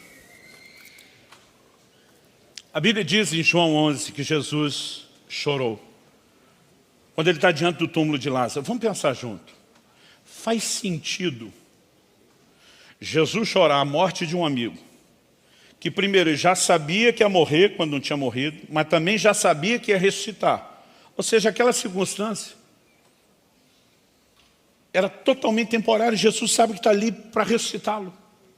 Algumas vezes, citando um pregador que eu vi, que deve ter ouvido isso de outros, eu dizia que ainda assim Jesus se reservou o direito de dar uma chorada. Mas na boa, eu não acho que Jesus chora por Lázaro. Além do coração dele se compadecer de ver a dor de todos os amigos, familiares, eu creio que Jesus chorou a condição de todos os homens. Romanos 5,12 diz, por meio de um só homem, uma clara referência a Adão, entrou o pecado no mundo. Através do pecado, a morte. Junto com o pecado, não entra apenas enfermidades, problemas naturais. A pior dor nessa pandemia não são os negócios, não são os problemas familiares. Esses dias alguém me disse, pastor, a pandemia está acabando com o meu casamento. Eu falei, nada disso. Está só mostrando como é que estava e você não tinha tempo de parar para enxergar. Mas bagunçou o coreto nessa área também. Mas a pior perda, e todos nós, ou perdemos alguém próximo, ou estamos próximos de alguém que perdeu alguém próximo. Eu acho que não tem perda pior do que essa. Quando Jesus chora, eu creio que Jesus chora a condição de uma humanidade sofrendo o que não precisaria por ter escolhido virar as costas para o Criador. Mas há uma promessa. Cerca de 700 anos antes de Cristo, Isaías 25:8. Isaías diz, tragará morte para sempre. E assim o Senhor Deus enxugará as lágrimas de todos os rostos. Apocalipse 7:17 diz, Deus lhes enxugará dos olhos toda lágrima. haverá um dia onde Deus não vai precisar transformar a tristeza em alegria, Ele vai erradicar a tristeza. Porque esse dia ainda não chegou, agora nós precisamos que Ele mude tristeza em alegria. Mas chegará um dia onde Ele vai erradicar a dor, o sofrimento, a angústia, toda forma de maldição e principalmente a morte. E esse tipo de evangelho que eu sonho ver a igreja voltando a viver. Apocalipse 21. A partir do verso 1 diz: e vi novo céu e nova terra. Pois o primeiro céu e a primeira terra passaram e o mar já não existe. Vi também a cidade santa, a nova Jerusalém, que descia do céu da parte de Deus, preparada como uma noiva enfeitada para o seu noivo. Então ouvi uma voz forte que vinha do trono e dizia: eis o tabernáculo de Deus com os seres humanos. Deus habitará com eles. Eles serão povos de Deus e Deus mesmo estará com eles e será o Deus deles. E lhes enxugará dos olhos toda lágrima. E já não existirá mais morte. Já não haverá luto, nem pranto, nem dor, porque as primeiras coisas passaram. E aquele que estava sentado no trono disse: eis que faço novas todas as coisas. E acrescentou: escreva, porque essas palavras são fiéis e verdadeiras. Me perdoe resumir isso mais uma vez. Eu não estou dizendo que nós vamos apenas nos conformar, como quem diz aqui, a gente só vai sofrer. Nós podemos viver o mover de Deus aqui. E vamos experimentar manifestações maiores. Aliás, à medida que colocamos Deus em primeiro lugar e paramos de viver feito criança birrenta, chorando e reclamando por qualquer coisa, nós vamos ver Deus defender a nossa vida de uma forma como nós nunca experimentamos antes. Mas como Paulo disse, se é só para essa vida que esperamos, ele não está dizendo que não podemos esperar agora, mas ele disse: se for só para isso, lascou tudo. Nós somos os mais infelizes de todos os homens. Eu creio num Deus que, além de trazer intervenções extraordinárias aqui, tem algo tão glorioso que me leva, como Paulo dizer, as aflições do tempo presente não pode se comparar. Eu não consigo entender um crente porque diz aqui: está doendo, está difícil, jogar fora essa eternidade de gozo. Não faz o menor sentido.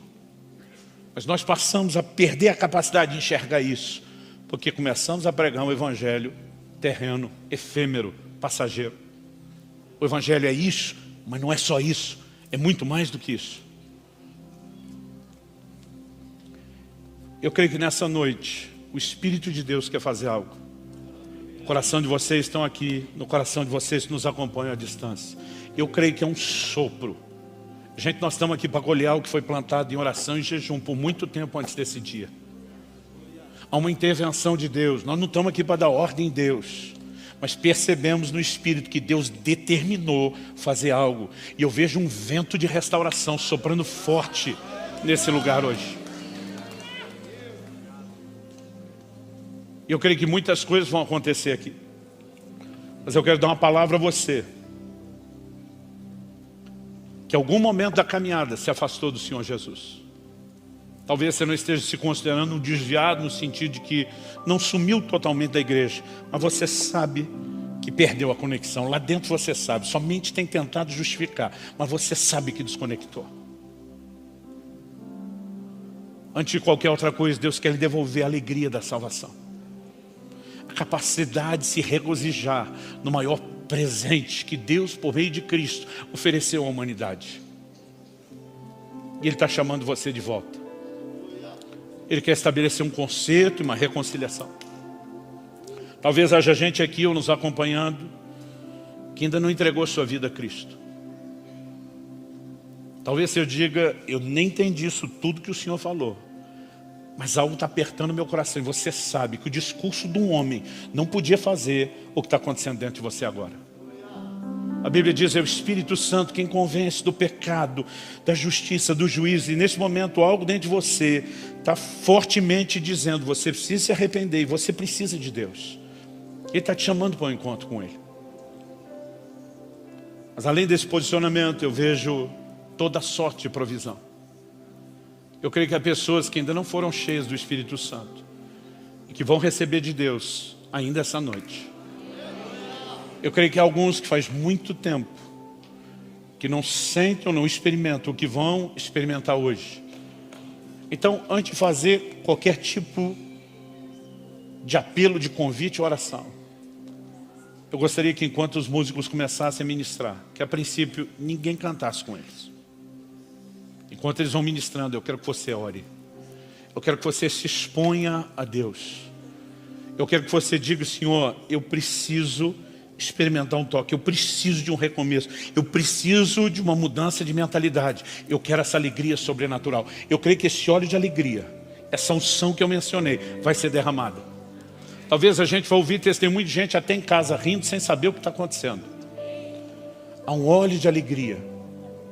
O que você precisa hoje não é da minha oração, eu sou apenas um mensageiro daquele que está no nosso meio, aqui no ambiente presencial, aí onde você nos acompanha ao vivo, ou talvez depois, por meio de uma palavra gravada, você vai ser visitado no momento em que assiste. O que você precisa é apenas se expor, crer, se abrir.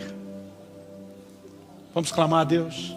Faz isso do jeito que você achar melhor. Pedir para você ficar em pé por hábito. Você ora em pé, sentado, de joelho, em voz alta, em voz baixa, como você achar melhor. Mas deixe o Espírito de Deus te encher e te tocar. Faça isso em nome de Jesus. Espírito Santo, se o Senhor não vivificar essa palavra, terá sido, ó Deus, só uma aula teológica, só uma palestra motivacional talvez. Mas nós oramos por compreensão e entendimento espiritual. Nós oramos pela aplicação personalizada que só o Senhor pode fazer. Espírito Santo, vem. Espírito Santo, vem com teu consolo. Deus de toda consolação, nós clamamos a intervenção dos céus. Nós clamamos teu sopro de vida essa hora. Nós clamamos a mão estendida, o favor e o mover do Senhor neste lugar. E clamamos pela tua igreja se levantando para um novo tempo, com a mensagem clara, tanto a ser vivida como a ser proclamada.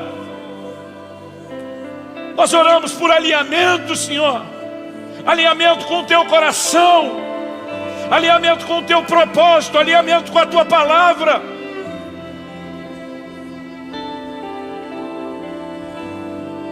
Que essa seja uma noite de consolo, uma noite de restauração, uma noite de reconexão, de salvação, de enchimento do Espírito Santo.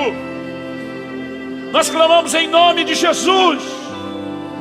Em nome de Jesus.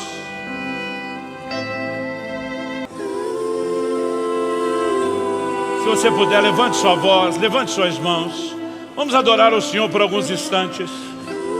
Que vem no meu coração o texto de Efésios: enchei-vos do Espírito, falando entre vós com salmos, hinos, cânticos espirituais. Seja cheio, seja cheia do Espírito Santo hoje.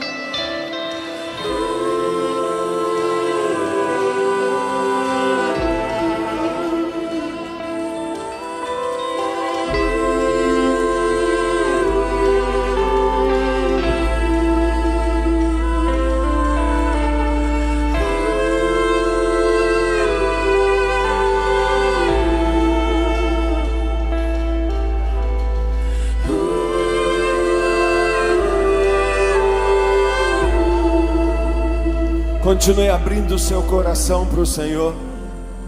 Continue abrindo o seu coração.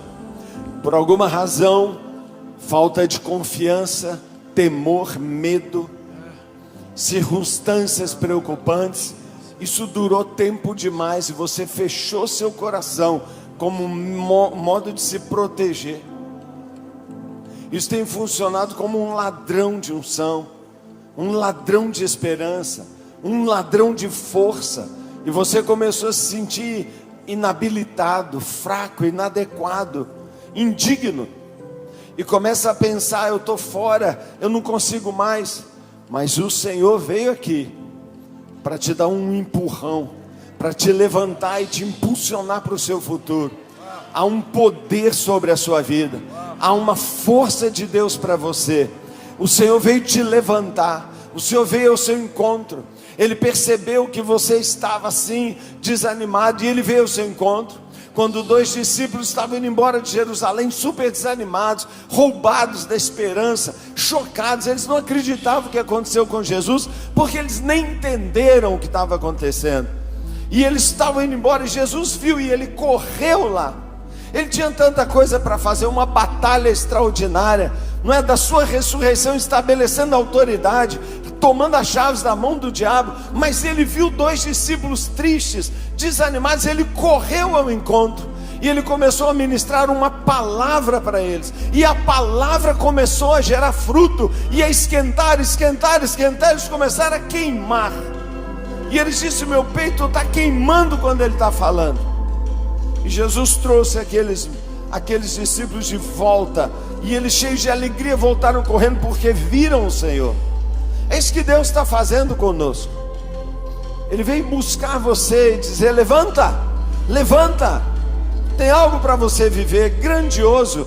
Não deixe que o engano, a mentira, roube isso de você. Então toma posse disso agora. O Senhor veio fazer isso conosco. Uau!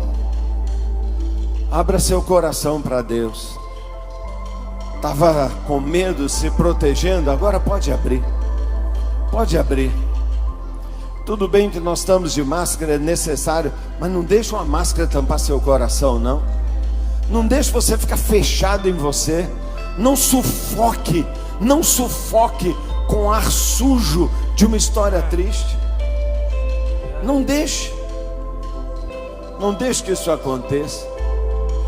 Eu sei que é difícil, eu sei que para alguns é muito pesado, mas não tem nada impossível para Deus. Nada é impossível para Deus. Nada é impossível para Deus. Não há nada que Ele não possa fazer em você, na sua história. Não há dor que Ele não pode curar. Não há ferida que Ele não possa curar. Abra seu coração para Deus. Deixa o Espírito Santo encher você agora, derramar um óleo de alegria no seu coração.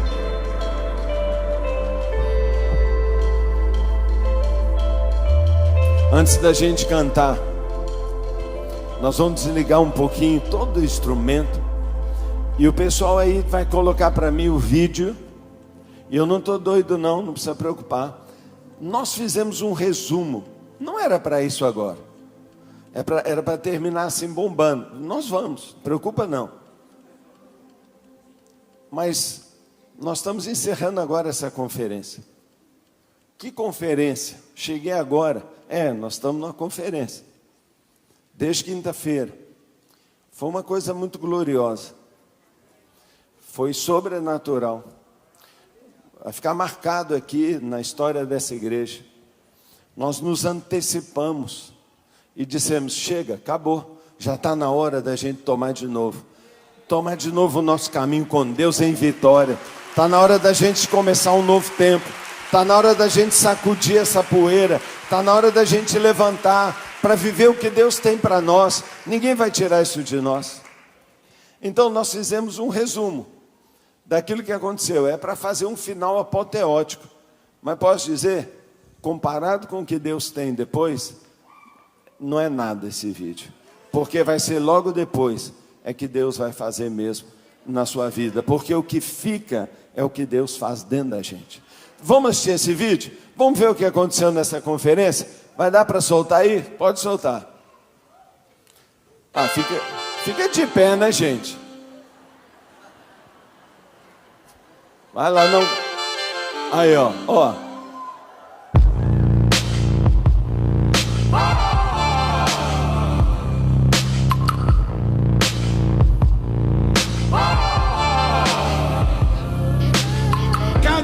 Você conquista para Jesus é alguém que deixa o inferno e vai para o céu. Não desista. Você não é um fracassado quando você perde, quando você peca e quando você erra. Você é um fracasso quando você desiste.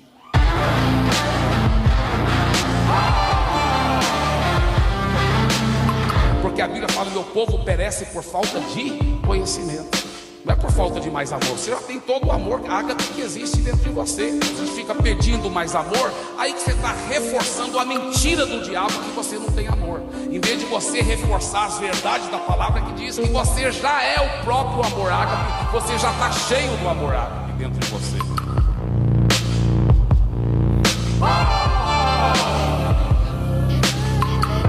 So God is doing one thing in the church and another thing in the world. One group is prepared to speak, the other group is prepared to listen. One group, that's you and I, are prepared to give, another group is prepared to receive.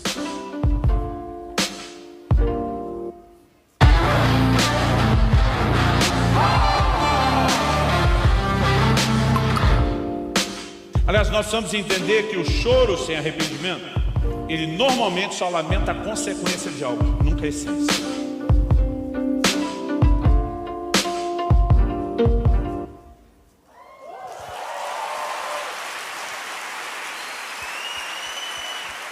Você ficou chorando que não ia aparecer no vídeo final, o pessoal já te colocou, cara. Sabe por que eu convidei o pastor Luciano Subirá para fechar? Porque eu sabia que nós íamos ser muito desafiados durante a quinta, sexta, sábado e domingo. Eu sabia. E eu não queria que você, depois de receber tudo que você recebeu, que você fosse para casa com uma dúvida aqui na sua cabeça, pensando assim: e agora? Que força? Qual o poder?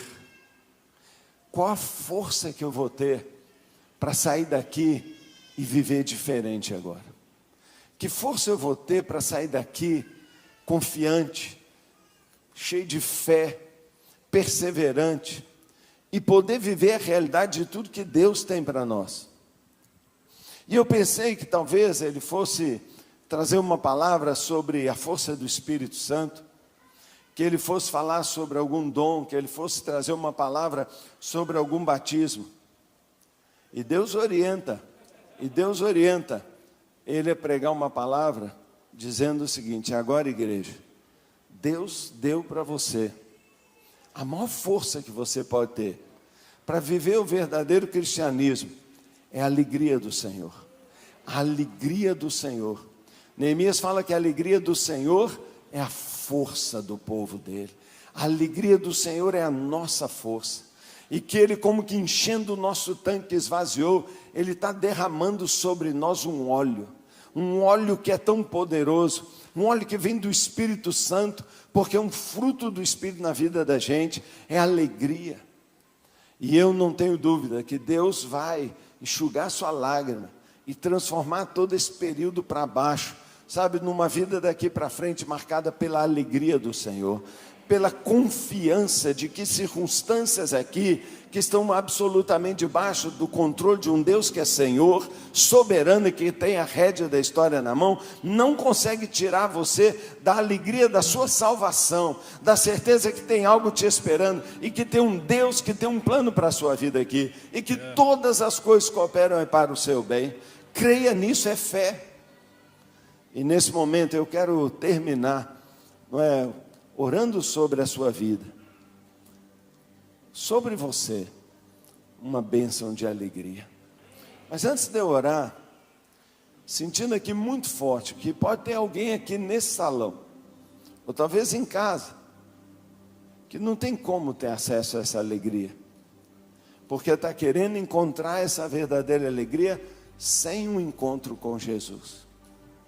Deixa eu dizer para você, a certeza que todos nós temos depois que a gente entregou a vida para Cristo, é que a marca maior, quando a gente tem um encontro com o Senhor e é perdoado, é lavado de seus pecados, é que uma alegria entra no nosso coração. É uma alegria tão grande de saber que fomos reconciliados com Deus, de que eu não estou mais debaixo de condenação, de que tudo que eu fiz agora Deus não leva mais em conta. Então, se tem alguém aqui, ou se tem alguém em casa, que hoje quer fazer uma aliança com Jesus, entregar sua vida para Ele, talvez alguém que nunca entregou a vida para Ele, ou talvez alguém que um dia já veio, mas se afastou e quer realmente assumir uma aliança com o Senhor. E se você quer fazer isso, onde você está, levanta a sua mão. Levante a sua mão, porque nós vamos orar por você primeiro. Se você quer hoje entregar sua vida a Cristo, se você quer hoje dizer para Ele: Jesus, eu quero, eu preciso. Ou se você hoje precisa marcar aqui um retorno, uma volta para Deus. E se você está em casa, você tem aí, olha, um código de barras, não, um QR Code, você tem aí também um local de inscrição, e você vai lá e diz: eu quero, eu quero. Você não pode imaginar que o Senhor vai derramar algo para você sem passar por Cristo no seu coração, sem passar por uma entrega absoluta dele. Então entrega a sua vida para Ele hoje. Entrega a sua vida para Ele hoje. Quem é? Quem é que hoje está tomando uma decisão? Eu quero Jesus. Eu preciso de Jesus na minha vida. Deus abençoe você, moço. Deus abençoe. Se você em casa está aí tomando uma decisão, por favor, nós precisamos saber. Nós precisamos saber. E se você quer receber agora, diga aí para o Senhor: Senhor, entra no meu coração, perdoa meu pecado.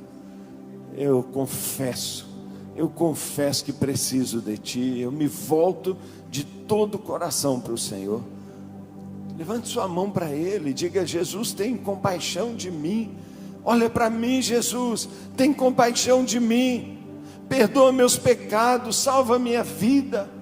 Eu Te recebo como meu Salvador. Diga isso para Ele, diga com toda a força. Igreja, agora você levanta sua mão.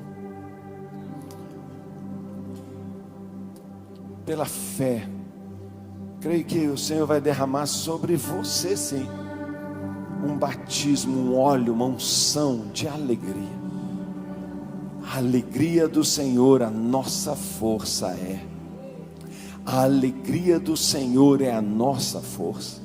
Abra sua boca e declare: a alegria de Deus no meu coração é a minha força para viver, para crer, para andar com Deus, para perseverar, para manter o foco. A alegria do Senhor me traz de volta para o caminho, me põe na corrida de volta. Eu vou correr, como nós vimos aqui no Run. Eu vou correr. Os outros correram, Moisés correu, Gideão correu, Noé correu, todos eles correram e cruzaram a linha. Eu não vou parar. E o combustível, e a unção, e aquilo que Deus tinha para nós, é um derramar de alegria. Então eu creio que Deus está sobre esse lugar, pronto a encher seu coração de uma alegria sobrenatural. Pronto a derramar sobre você algo que você não imaginava. Abrir seus olhos. E se tem uma escama de medo, de mentira, um espírito de engano que estava te prendendo, e se o mundo veio e te abraçou, e se a religião veio e te enganou, e se você está meio preso, então chuta para lá, chuta para cá e olha para Deus. Fala: Deus, dá-me teu poder, enche-me da tua alegria, enche-me do teu Espírito Santo. Deus, é o Espírito Santo que põe alegria no seu coração. Deixa o Espírito encher você. E se você quiser rir e começar a rir, e você perceber que Deus está dando para você uma paz tão grande, dá glória a Deus, dá glória ao Senhor. Abra sua boca e agradeça e diga: obrigado, Senhor, obrigado, Senhor. Se você se sente oprimido, diga: espírito de tristeza, sai. Espírito de angústia, sai, sai, sai. Espírito de viuvez, orfandade, sai. Deus, em nome de Jesus, em nome de Jesus, agora derrama aqui, Senhor, vira o chifre de óleo sobre esta igreja, em cada lar, em cada casa, ó Deus, em cada unidade. Derrama agora, Pai, ó Deus, uma unção do Espírito, uma unção de alegria, uma unção de gozo, uma liberdade, uma leveza. Sai todo o peso de morte, sai todo medo, saia todo medo, todo pânico, saia toda opressão do inferno, saia todo peso de hostes e potestades do mal que vieram sobre nós. Saia em nome de Jesus. Liberdade, liberdade, liberdade. Fica cheio do Espírito Santo agora. Abre o seu coração, Deus quer te encher. Recebe esta unção sobre você. E as pessoas vão perguntar: por que você não para de rir? Por que seu rosto é diferente? Por que seu jeito de viver é diferente? Por que você não está com medo? Por que você não está amedrontado? Por que você não está por aí desesperado? Você vai dizer: porque a alegria do Senhor é a minha força. Porque tem um Deus que é todo poderoso. Eu tenho um Deus que está no trono, e Ele que cuida da minha vida. Dá um aplauso para o Senhor. Dá um júbilo, um grito de júbilo. Abra sua alma, bota para fora essa tristeza. Glorifica o Senhor. Receba, receba, receba. E é nesta alegria que você vai viver, que você vai servir, que você vai amar sua família, que você vai ser gentil, que você vai servir a Deus, que você vai ver o que Deus está fazendo. É nessa alegria que seus olhos estão abertos. Levanta o rosto. Para de olhar para baixo. Olha, encurvado nunca mais. Nunca mais. Talvez a vida te encurvou, pois hoje o Senhor está te levantando. Talvez você só olhava para baixo, agora você vai olhar para cima. Você vai ver longe, porque Deus está restaurando a sua visão. Deus está restaurando o seu coração. Deus está restaurando a sua vida. E nós vamos cantar agora esta canção. Nós vamos cantar esta canção. Mas olha, eu sei que vocês cantam muito bonito, mas essa canção vai ser uma expressão dessa fé. É uma confiança, uma declaração. E como essa conferência foi marcada por um ambiente de adoração que há muito tempo eu não vejo, uma beleza, um fervor, você vai cantar com sua alma. E ao declarar isso, você vai estar claramente dizendo: estou livre, olha a alegria já se manifestando. E você vai ver que amanhã de manhã, apesar de ser segunda-feira, vai parecer sexta-feira. E você vai falar: gente, que é isso? Que dia lindo! Mas que maravilha! E você vai ter alegria na sua família, alegria na sua casa, alegria nas coisas que Deus te deu. Vamos adorar o Senhor. E assim nós terminamos. Parabéns. Parabéns a todo o pessoal de técnica, pessoal de louvor que brilhou demais. Parabéns ao pastor Léo e toda a equipe que organizaram de forma brilhante a direção. Parabéns a Urias, parabéns ao pessoal de arte, de comunicação, parabéns a todo o pessoal de eventos, recepcionistas, e parabéns a você, não é que abrilhantou isso aqui de uma maneira muito linda. Parabéns a toda a Central, essa igreja fantástica, maravilhosa, que está fazendo história, influente, marcante, e que Deus está usando e vai usar de forma poderosa para transformar o mundo. Uma igreja que é marcada e conhecida pelo amor que há entre nós. Vamos cantar de todo o coração. E se você ainda precisa receber algo, é agora que Deus vai derramar sobre você. Olha que canção linda.